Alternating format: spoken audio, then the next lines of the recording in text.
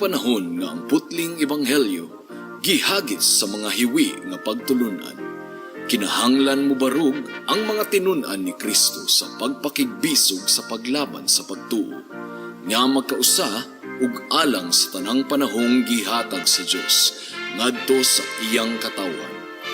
Maoy hinungdan nga namugna kining tulumanon ang putling ebanghelyo. 30 minutos nga pagsabwag sa tinuod nga ebanghelyo. Kauban ni Pastor Jeremias Hangad, ang putling ebanghelyo. Tulumanon nga gihatod kaninyo sa Herald of Grace Radio Ministries Philippines. Ang putling ebanghelyo. Ang putling ebanghelyo.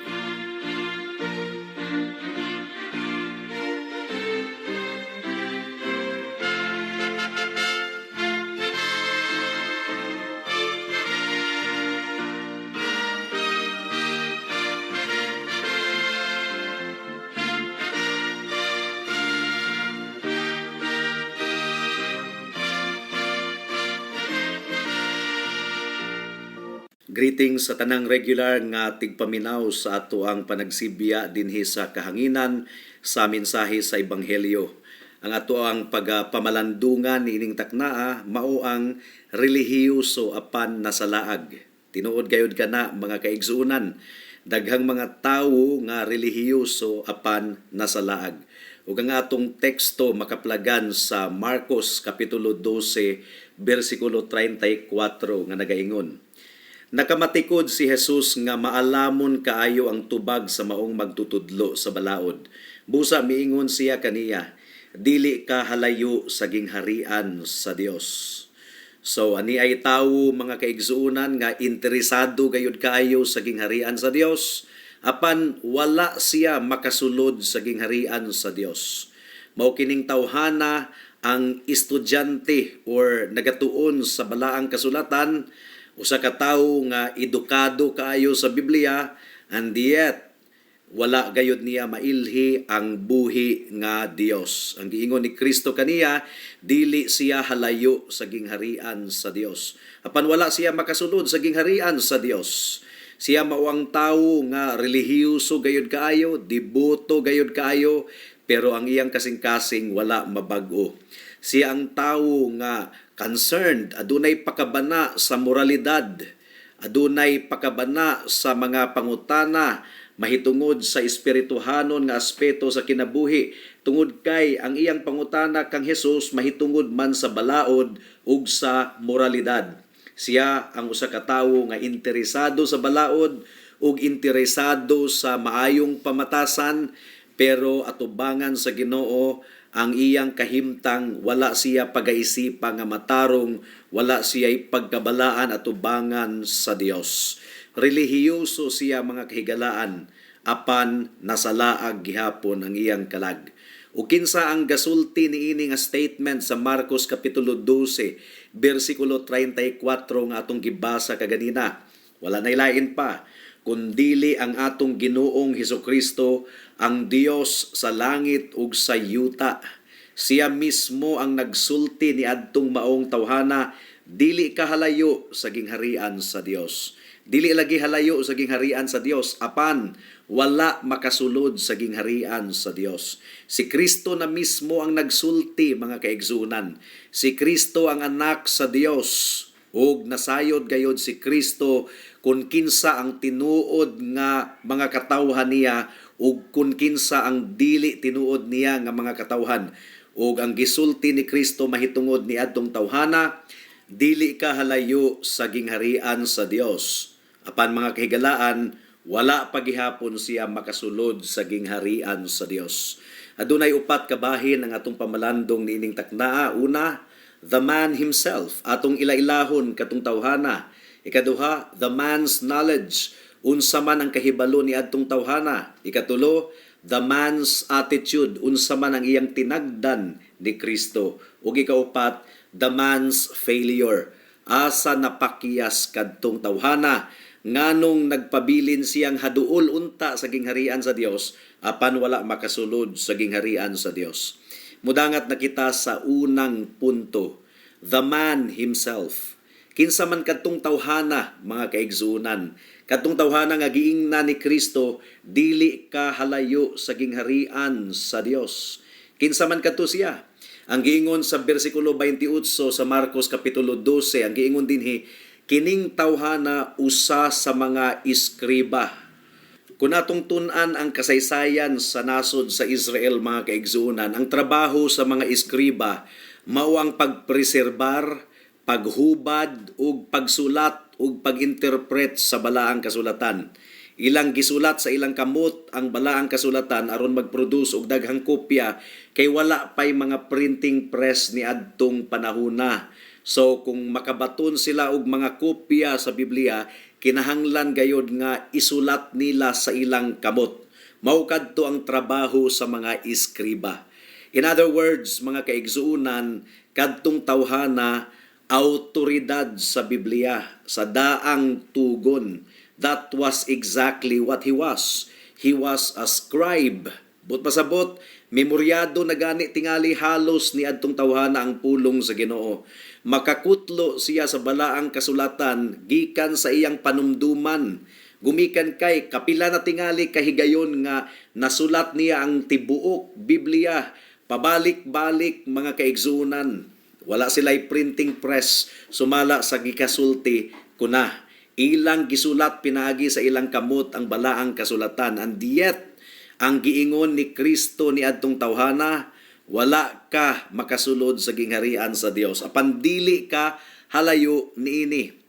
Well, tinuod gayod ang giingon sa Roma kapitulo 10 bersikulo 17, ang pagtuo nagikan sa pagpamati sa mensahe ug ang nabati nagikan sa pulong ni Kristo. So ang tinuod nga pagtuo nagikan sa kaalam ug kahibalo sa pulong sa Ginoo. Apan higala, pwede di ay nga mahimo kang estudyante sa balaang kasulatan, nagtuon sa Biblia, pero wala gayoy tinuod nga pagtuo sama ni adtong maong iskriba. Ug tinuod gayud kana, mga kaigsuonan, ang giingon ni Kristo ngadto sa mga Pariseo sa John chapter 5 verse 39 hangtod sa 40. Ang giingon dinhi, nagtuon kamo sa kasulatan kay nagtuo man kamo nga diha ni ana makaangkon kamo sa kinabuhing dayon.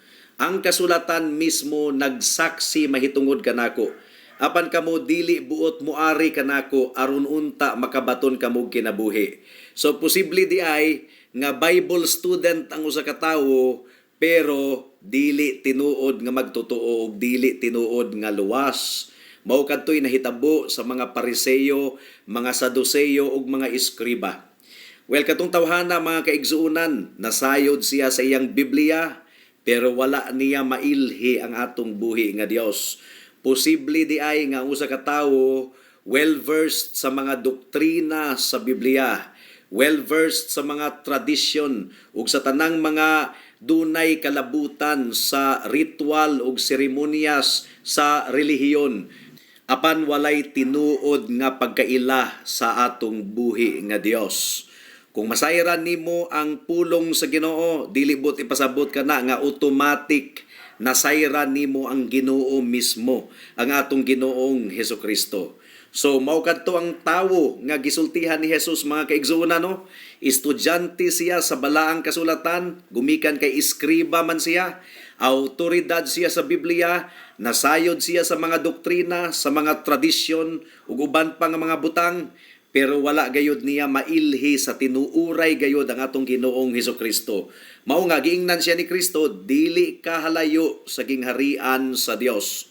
Apan nagpabilin siyang anaa sa gawas sa gingharian sa Dios. Mao kadto ang unang punto. Ikaduhang punto, the man's knowledge. Unsa man ang nasayran ni adtong tawhana? Unsa man ang kahibalo ni adtong tawhana? Unsa man ang sulod sa pangutana ni adtong tawhana sa atong Ginoong Hesukristo? Well, atong matikdan, mga kaigsuonan, human nga gipahilom ni Kristo ang mga Pariseo ug Saduceo sa ilang mga pangutana, na insulto gayud sila, nahilom sila ug mibiya sila kang Hesus. Pero katong tawhana nagpabilin nga nagbarog atubangan kang Hesus ug nangutana siya kang Hesus, Ginoo, unsa mang sugua ang labing mahinungdanon sa tanan?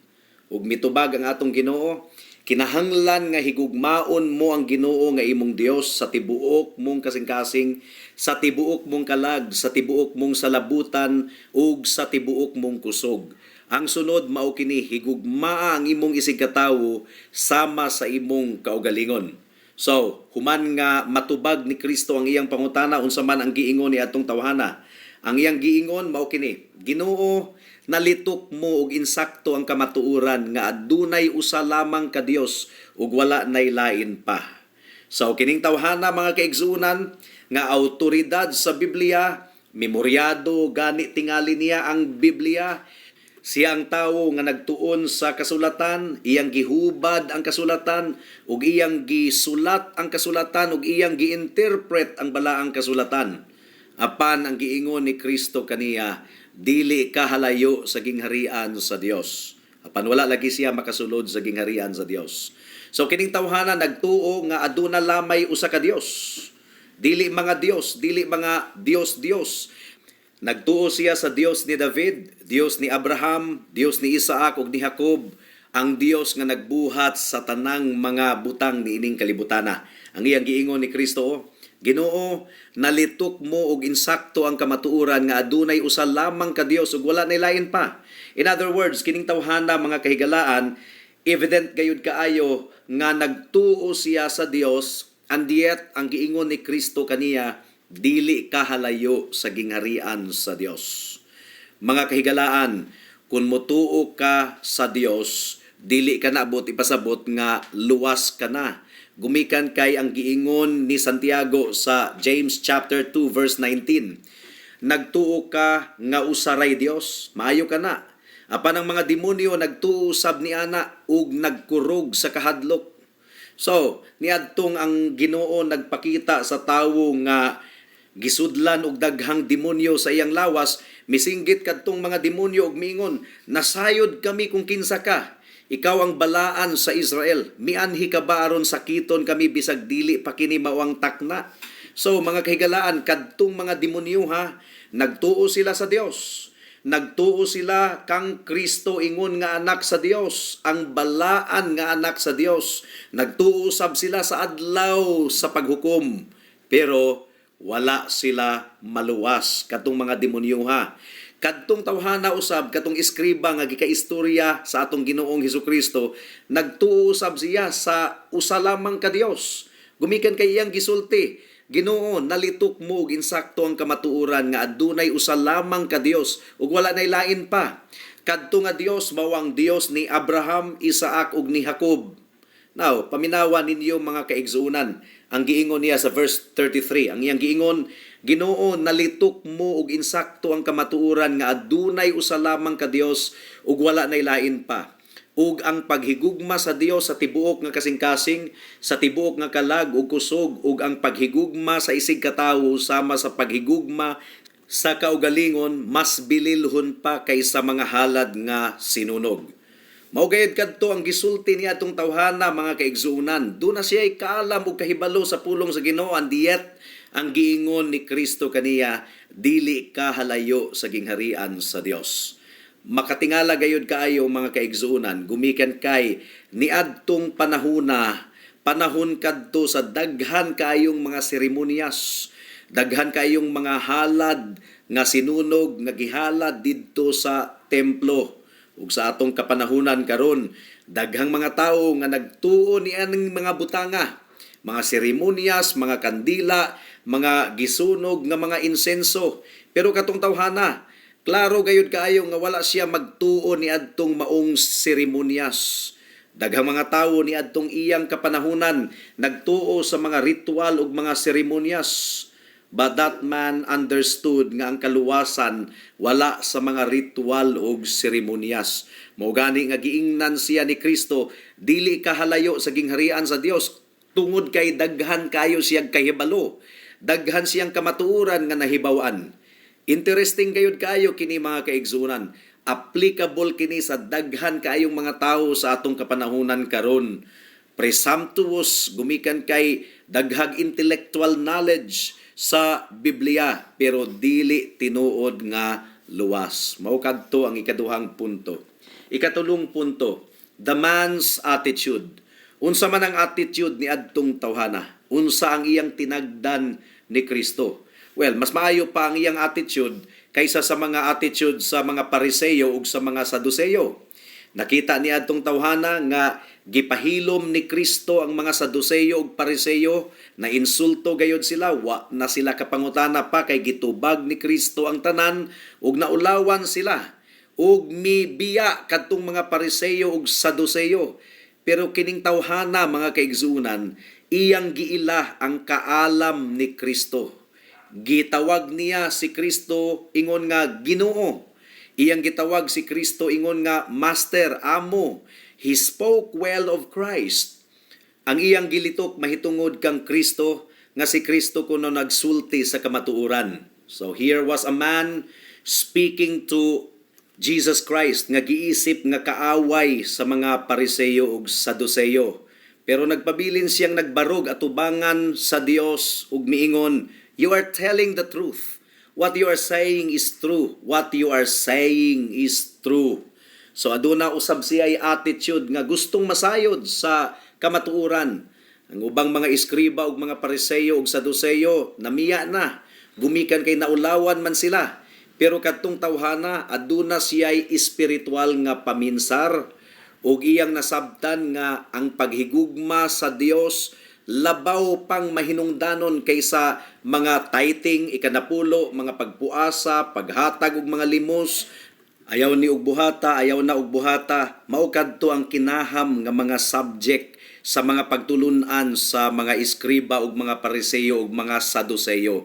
Apan kadtong tawhana, mga kahigalaan, he talked about loving our neighbor. He talked about heart religion, religion sa kasing-kasing. Sakto gayod ang iyang paminsar, and yet ang gisulti ni Kristo kaniya, dili ka halayo sa gingharian sa Dios. Duol siya sa gingharian sa Dios, apan wala gayod siya makasulod sa gingharian sa Dios. Mao kadtong ikatulong punto. Ang ikaupat nga punto, the man's failure. Asa man napakyas kadtong tawhana. Magtutudlo siya sa balaod, translator siya sa balaang kasulatan, nagtuo siya sa usa lamang ka Dios. He was a man nga adunay insakto nga paminsar, aduna usab siya'y tinguha nga masayod sa kamatuoran. Nasayod siya sa insakto nga mga doktrina. Kung madunggan niya ang insakto nga pagtulunan, ma-recognize niya, mga kaigsuunan.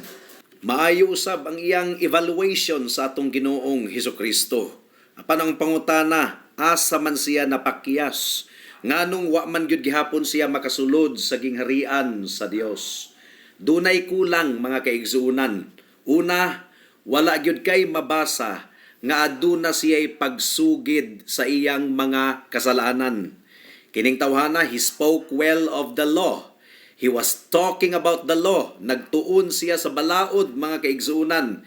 Pero dili gayud nato mabasa niini nga sugilanon nga adunay pagsugid sa iyang baba gumikan kay iyang giila ang kamatuoran, nga iyang gisupak ang balaod sa Dios ug nakasala siya batok sa balaan nga Dios gumikan kay sa iyang kasing-kasing, sa iyang hunahuna, sa iyang binuhatan, sa iyang pulong. Wala gayod niya gituman ang balaod sa Dios sa kinatibuk-an gayod.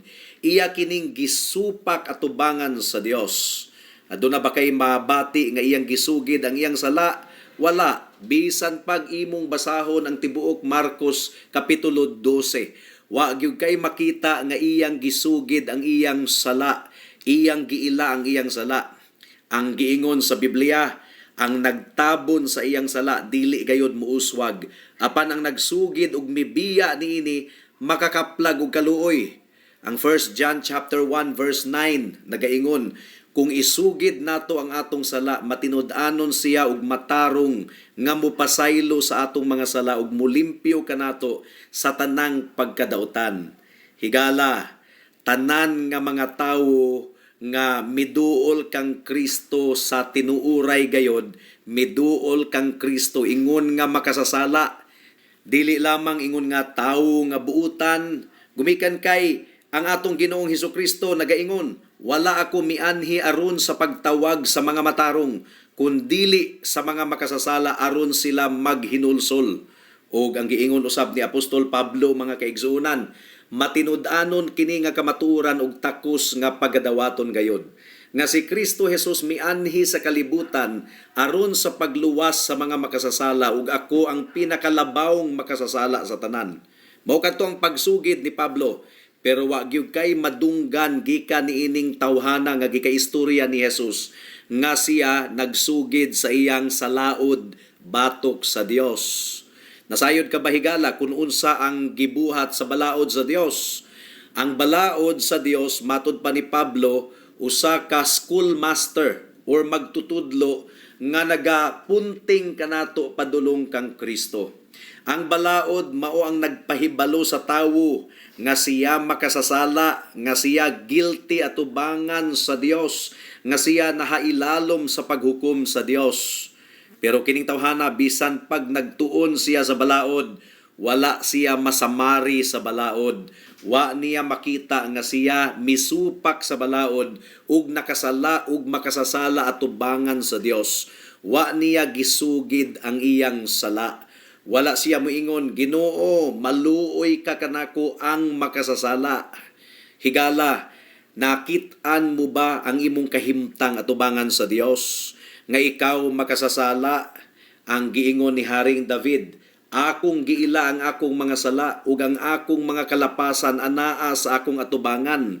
Mao katoy gibuhat ni Haring David, pero kadtong tawhana wa gyud kay mabasa nga iyang gisugid ang iyang sala. What about you, higala? Imo bang giangkon ang imong pagkamakasasala ug nga dili ka makaluwas sa imong kaugalingon? Ikaduha, wa gyud kay mabasa sa sugilanon, mga kaigsunan, nga katong tawhana nagpakiluoy sa atong Ginoong Hesukristo alang sa kapasayloan. Dili pareho ba sa maniningil sa buwis nga didto sa sulod sa templo, iyang gibukbok ang iyang dughan, nagpakiluoy siya sa Ginoo, miingon siya, Ginoo, maluoy ka kanako ang makasasala. Tawag kadto sa pagpakiluoy, mga kaigsuonan. Kadtong kawatan nga kauban ni Kristo nga gilansang didto sa cross, miingon siya, Lord, remember me when you are in your kingdom. Tungod kay gidawat ni adtong tawhana nga takos ang iyang silot alang kaniya. Mao nga miingon siya, hinumdumi ako kung atuwa na ikaw sa imong gingharian. Usa kadto ka tawag sa pagpakiluoy, mga kaigsuonan, ug gitubag sa Ginoo ang iyang pagpangaliya. Now, tanang mga imbitasyon ni Kristo nga iyang gihatag sa Biblia, nagpasabot gayod nga guilty ang tawo. For example, ang giingon sa Ginoo, ang tanang giuhaw duol sa katubigan. Imbitasyon ka na, come to the water of life. Kinsa man ang muduol sa tubig sa kinabuhi, well, kadtong tawo nga giuhaw, kadtong tawo nga nakasabot nga gikinahanglan niya ang buhi nga tubig. Ang giingon ni Kristo, duol kamo kanako, kamong tanan nga gikapuyan o gibugatan ug papahulayon ko kamo. So kinsa ang nanginahanglan og kapahulayan? Ang tawo nga nabugatan, gumikan sa iyang sala.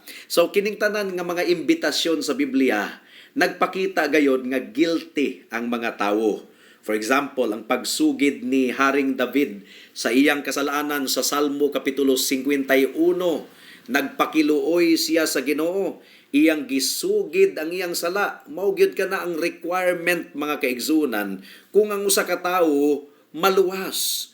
This is always the prerequisite, this is always the condition. Ug mo kini ang requirement sa Ginoo alang sa kaluwasan. Paghinulsol sa sala ug pagtuo, pagsalig kang Kristo lamang, ingon nga bugtong Dios ug maluluwas. Ang giingon ni Pablo, when I preach the gospel, I preach repentance toward God and faith in the Lord Jesus Christ. Apan sa tawo nga gikaistorya sa atong Ginoong Hesukristo, wa gyud kain tawo'y makita nga paghinulsol nga naka-record. Wa gyud kay makita nga iyang nabati sa iyang kasing-kasing nga bugat ang iyang sala atubangan sa Ginoo. What about you, higala?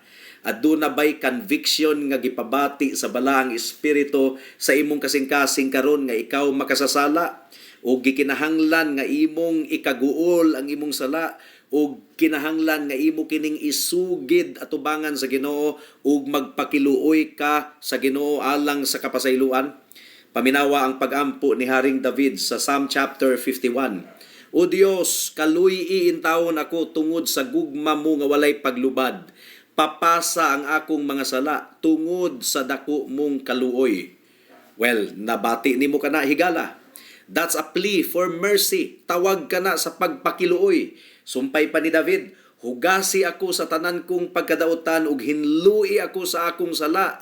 O gitubag sa Ginoo ang iyang pangaliya, mga kahigalaan. Dili nimo masulti kang David nga haduol siya sa gingharian sa Dios. Naa siya sa sulod sa gingharian sa Dios. Dili nimo masulti sa maniningil sa buwis didto sa templo nga haduol siya sa gingharian sa Dios. Nakasulod siya sa gingharian sa Dios, mga kahigalaan. Dili usab nimo masulti mahitungod sa kriminal nga gilansang kauban ni Kristo didto sa cross nga haduol siya sa gingharian sa Dios. Nakasulod siya sa gingharian sa Dios. Gumikan kay ang giingon ni Kristo kaniya, karon mismo dadon ko ikaw sa akong paraiso. Kadtong iskriba nga iyang gikasulti ni adtong higayuna, wala gayoy pagtawag alang sa kaluoy sa Dios.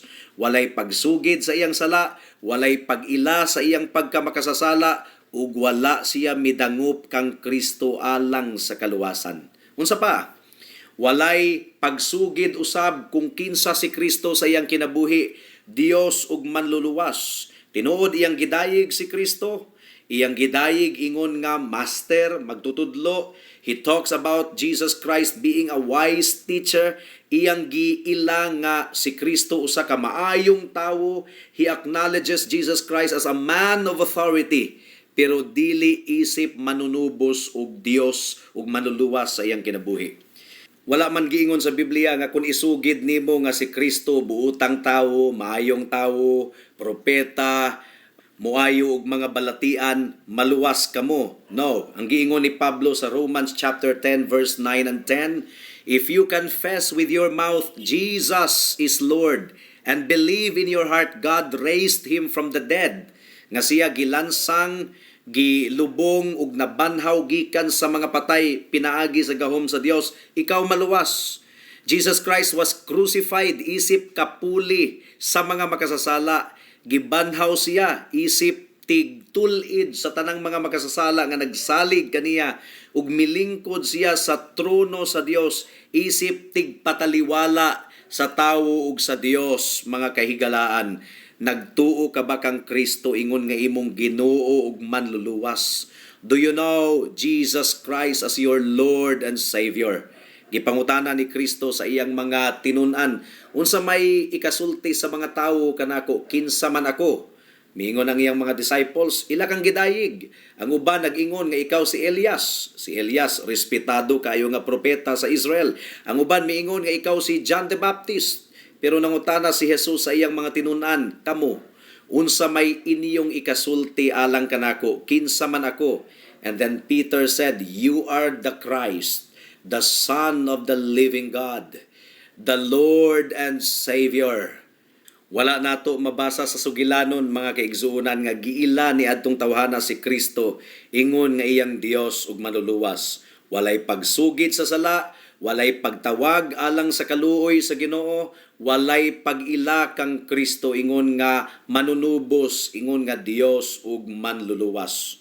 Matud pa sa John chapter 14 verse 6, I am the way, the truth, and the life. No man comes to the Father but by me. And finally, mga kaigsunan, kadtong tawhana, wala gayud intawon mibarog ug misunod kang Kristo. Nagpabilin siya nga kauban sa mga iskriba ug pariseyo ug saduseyo nga wala mosunod kang Kristo, ingon nga tinun-an. Nagpabilin siya sa iyang kahimtang, wala niya pasana ang iyang krus aron mosunod kang Kristo. Mao kadto ang kulang ni adtong tawhana, mga kaigsunan. Hinaot nga nakita nimo ang importansya, dili di ay igo nga intellectually mabatbat nimo ang doktrina o kamatuoran sa Biblia. What's important is that you acknowledge your sin ug imong isugid ang imong sala, mutawag ka kang Kristo alang sa kaluwasan, mutuog musalig lamang ikaw kaniya higala, ingon nga imong Dios ug manluluwas. And when you do, ang Biblia nagsaad nga ikaw maluwas gayod. Magampo kita. Salamat o Dios sa mensahe nimo niining taknaa, among gipangayo ang bunga niini. Among gipangayo o Dios nga tinuod gayod nga mailhan ikaw sa tanang mga nakapamati sa imong mensahe niining taknaa. And this we pray in Jesus name. Amen. Alang sa dugang nga mga pangutana, mahimong mo text kang Pastor Jeremias hangad sa 0935 744 3030.